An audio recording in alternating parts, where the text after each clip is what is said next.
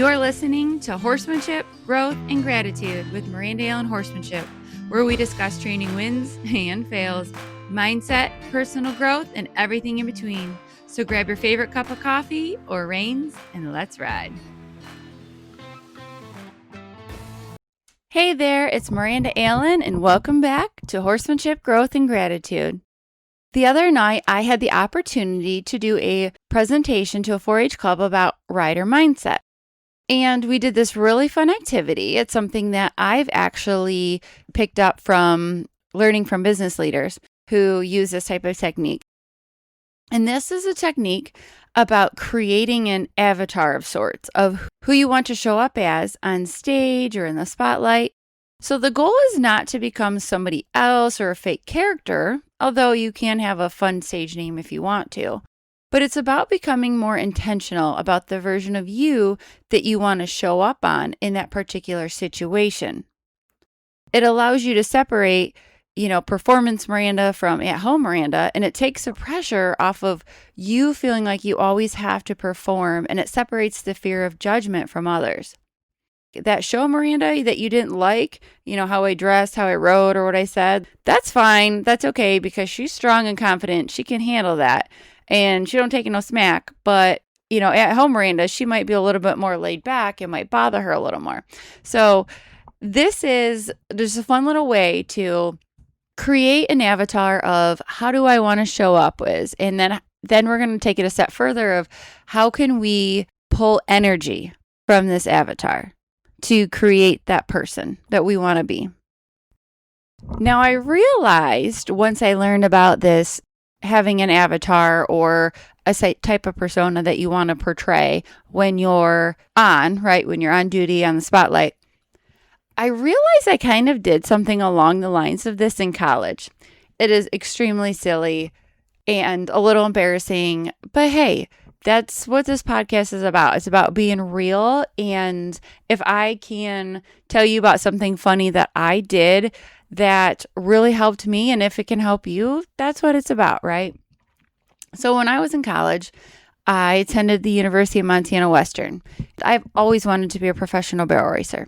Going to college, did the rodeo team freshman year when I had a more finished horse, and I was doing the natural horsemanship program.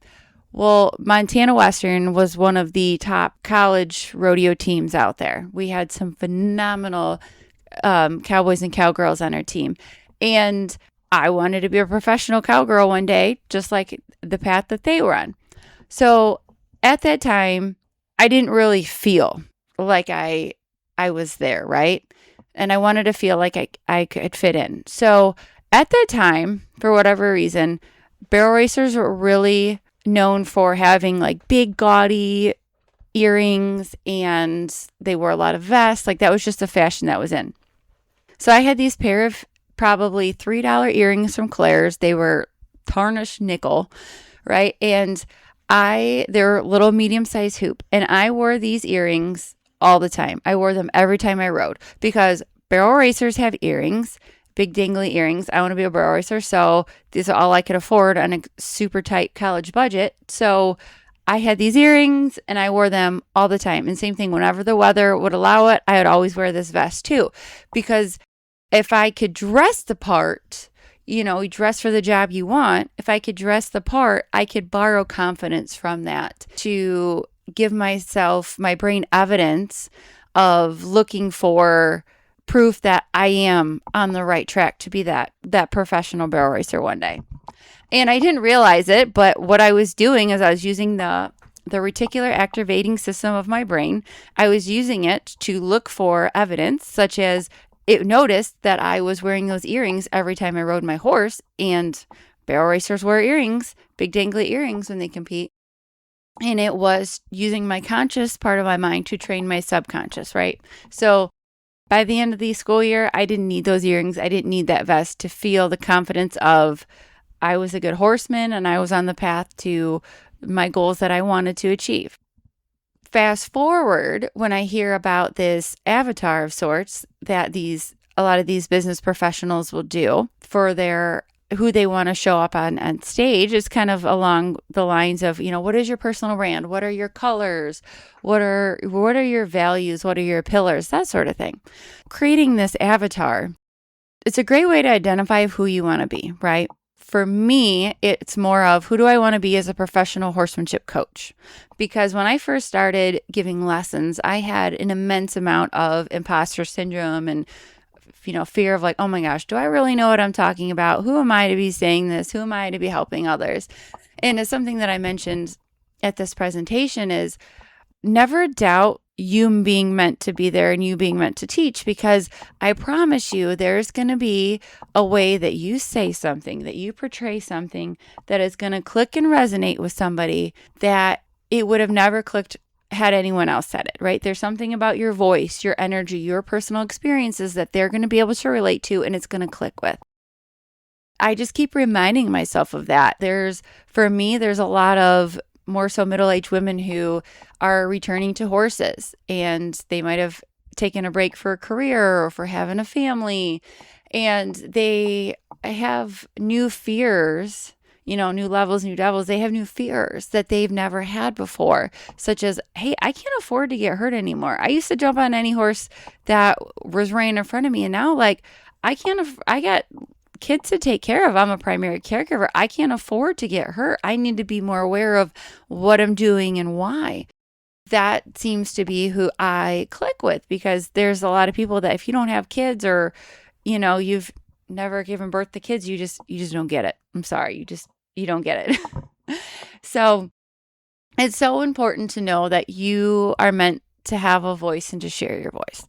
For me, this avatar that I created for being a professional horsemanship coach or trainer, whatever you want to say, it looks totally different than who I wanted to be as a professional barrel racer, but that's okay.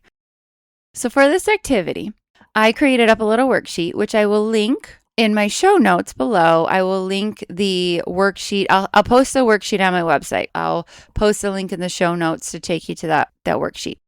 For this horse show avatar worksheet, the first one is, how does this version of you show up? Choose 3 to 5 words that describe the version of you. For example, this version of me is confident, it's calm, bold, professional, kind, grounded, patient, authentic, courageous. It could be any number of these, but just write 3 to 5 words. For me, I wanted to be confident. I wanted to be not afraid to speak what I felt was my truth. And I wanted to be authentic and grounded. The next one was, what does this person believe? Complete the following statements. So the first one is, when challenges come up, this version of me believes. For me, it is, I believe that I can figure it out. And if it's something that I don't know, I will be able to find the resource of somebody who does. Next question. When people judge me, this version of me believes they are going off of their own limiting beliefs, their own fears. That has nothing to do with me. That is not my responsibility to worry about their lack of limiting beliefs, or where they're coming from. If they're judging me, I don't care. As long as I am aligned with my values and I'm on track for what feels right to me, that's all that matters.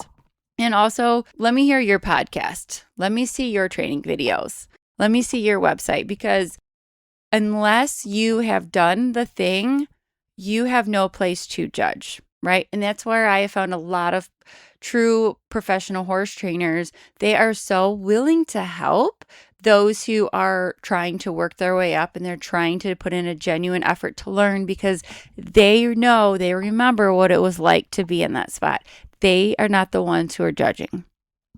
Next question. When I make mistakes, this version of me believes, hey, we're all human. It's okay. As long as you learn from it and you do your best to align with your values and to do what's best by the horse and by the client, that's what's important. The next question is, what does this person look like? This isn't about impressing others, but it's about helping your brain recognize that you're stepping into the specific role. Clothing, for example. What type of clothing would this version of you wear? Now, I'm going to be the first one to say, I don't like the idea of lucky socks, a lucky piece of jewelry, lucky boots, whatever, because you're going to put all of your value, your worth into that item. And that's not the case, because you are the source, not the pair of socks. You are the source, creating the energy, creating the experiences. And plus, once that pair of socks gets lost or worn out, you're going to have to throw it away. You can have a pair that you're like, okay, these are cute, I feel good in, but you're not tied, you're not married to them. You're just, oh, I like them because they're fun, but when they're done, they're done. Like, I'm okay because I am the source. You know, what colors make you feel powerful, confident, or authentic? What accessories do you wear and why? You know, is it a specific hat or jewelry or boots? Maybe a pair of glasses or a belt buckle. For me, I love hot pink. It's like my power color. It's the best way to describe it. So I have a hot pink t-shirt that says Miranda and Horsemanship on it. And there's so many times when I go to give a lesson or like a clinic, I just kind of want to wear like a dark t-shirt and just kind of blend in. But then I say, no, that's not how Avatar Miranda would show up. So I force myself to wear that hot pink t-shirt, because then obviously all eyes are going to be on me, and it just makes me step up to a whole new energy level. Also, I love turquoise jewelry, but I make sure I don't have a specific like favorite earring or necklace, so that way if it gets lost, I'm still the source. Another thing, I personally hate wearing cowboy hats. They don't fit. They don't always look that great on me. I can't keep them on when I'm riding a horse, which doesn't matter because now I wear a helmet again. But cowboy hats, they have been a struggle. They just don't fit my head. But I do have a beautiful chocolate Rodeo King cowboy hat that fits me pretty well, and it looks pretty cute on me. So I always make sure that I wear my cowboy hat when I am doing a clinic or a big presentation, because that is part of my image, my brand. I'm a cowgirl. Therefore, I got to wear my cowboy hat. Another thing is belt buckles. I haven't won a belt buckle per se yet. My daughter did when she was 3, but I have not won a belt buckle yet. But I do have a belt buckle that was gifted to me. And this is a very special belt buckle to me, because it was gifted by somebody who I went out of my comfort zone to befriend them. And we ended up developing a beautiful friendship. They're actually the ones who kind of got me started in giving the lessons, and they've always believed in me. And so when I wear this belt buckle, I'm reminded of, hey, remember that time you went out of your comfort zone to make a new friend, and look how beautifully it paid off, and look how much you were able to give back to the world now. So I always wear that belt buckle. Another thing is body language. How does this person stand, walk, carry themselves? I lean a lot on kind of my rodeo queen years, and I was competing for rodeo queen, of, hey, this is how I stand, this is how I present myself. Next thing is when I step into this version of myself, I become somebody who, for me, it's somebody who I want my client to feel like I genuinely care about them. I genuinely care about the horse, what's best for the horse, and that I'm absolutely not judging them, because I always say, trust me, there is nobody out there who has made more of a fool of themselves in front of their horsemanship heroes than I have. Also, lastly, what is one action I will take today towards becoming this person? So something that I told these riders in this presentation is like, okay, you want to be a showman, right? You want to show your horse this year at fair, but you don't really feel very confident in the arena, but you want to say, I'm a confident showman. What is one thing that you can do today that can help you start building up that confidence and borrowing that confident energy? So I said, get a pair of really sparkly, cute earrings that you would wear in the show arena. And then every time you go to the barn, I want you to wear those earrings, especially when you're riding, just like I did with those hoops, because that is going to start leaving breadcrumbs for your brain of signs of looking like, oh, hey, guess what? I am a showman. What's my power color? Well, if I like the color purple and my show outfit is a purple shirt, guess what? Get another purple shirt and wear that every time you go to ride your horse.